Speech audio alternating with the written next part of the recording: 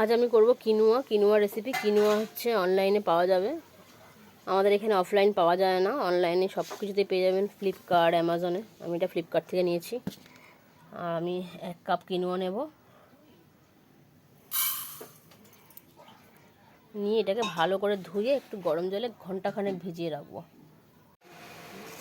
কিনুয়াকে আমি জল ঝরিয়ে রেখে দিয়েছি, গরম জলে ভিজিয়ে রেখেছিলাম 1 ঘন্টা মতো, জল ঝরিয়ে রেখে দিয়েছি। এটা সবজি আমি দিচ্ছি আলু আর কুমড়ো।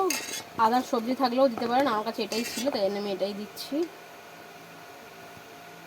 আর দেবো কাঁচা বাদাম। বাদাম আমি এখানে নিয়ে নিয়েছি 1 মুঠো মতো, অল্প করে। পরিমাণ যতটা বেশি হবে ততটা করে দিতে হবে, আমি অল্প করে করছি তাই জন্য অল্প। কড়াই আমি তেল দিয়ে দিচ্ছি, তেলটা গরম হয়ে গেছে। বাদামগুলো একটু লাল করে ভেজে তুলে নেব।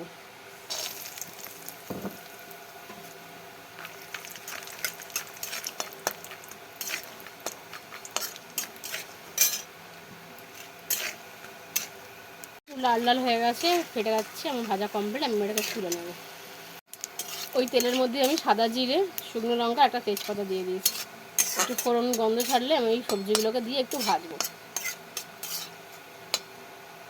ফোড়নটা ভাজা হয়ে গেছে, আমি এর মধ্যে আলু এই সবজিটা দিয়ে দেবো।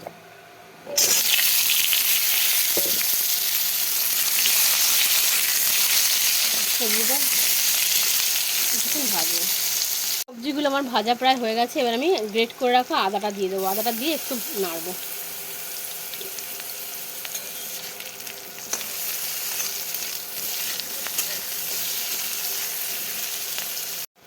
এবার এতে গুঁড়ো মশলা আমি দিলাম, লঙ্কা, হলুদ, জিরে আর ধনে দিয়ে এটা ভালো করে মেশাবো।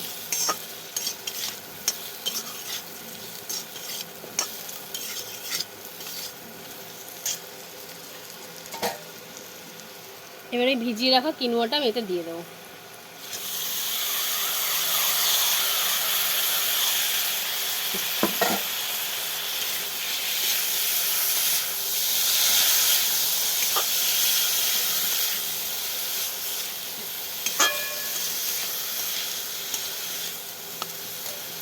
এবারে ভেজে রাখা বাদামটা এতে দিয়ে দেবো।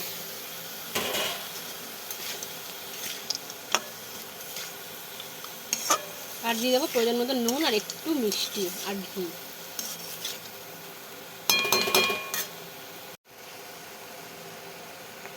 মিষ্টি আমি এখানে গুড় ব্যবহার করছি। আমি এই পাউডার গুড় ব্যবহার করি, অর্গ্যানিক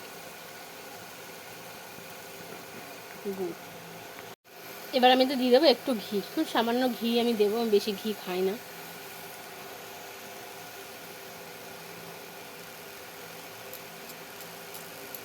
আমি অল্প ঘি এতে দিয়ে দিলাম, দিয়ে আমি এবার এতে জল দিয়ে দেবো।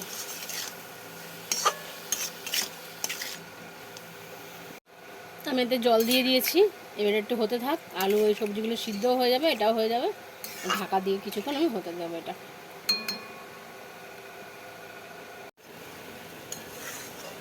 আমার কিনুয়া রেডি।